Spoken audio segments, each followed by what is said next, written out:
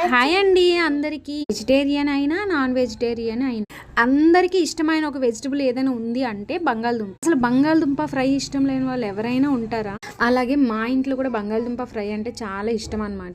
అందుకని ఈరోజు అయితే బంగాళదుంప ఫ్రై చేశాను. చూసా ఫస్ట్ అయితే ఆయిల్ అయితే వేసుకున్నాను. అందులో కొంచెం జీలకర్ర కొంచెం ఎక్కువ వేసుకుంటాను, నేను ఇష్టం నాకు. అలాగే పోపుల్లో ఉంటాయి కదా, అవన్నీ కూడా వేసుకున్నాను. ఇంకోటి వచ్చేసి ఎర్రుల్లిపాయ ముక్కలు, అలాగే పచ్చిమిరపకాయలు నిలువుగా కోసినాయి. ఇంకా ఇందులో వెల్లుల్లి రెబ్బలు ఉంటాయి కదా, అవి జస్ట్ ఇలా చితక్ కొట్టేసుకుంటే సూపర్గా ఉంటాయి అనమాట ఫ్రై అయిన తర్వాత ముందుగా ఉడకబెట్టుకున్న బంగాళదుంపలు ఉన్నాయి కదా, అవి నీట్ గా ముక్కలు కోసేసుకొని, ఇంకా నాకు ఇలా ముక్కలు కోసుకుంటే ఇష్టము. ఈ తాలింపు అనేది కొంచెం ఫ్రై అయిపోయాక ఈ బంగాళదుంప ముక్కలు ఉన్నాయి కదా అందులో వేసేసా అనమాట. తర్వాత సరిపడా సాల్ట్ కూడా వేసుకున్నాను, అలాగే పసుపు ఇంకా కారం కూడా వేసుకున్నాను.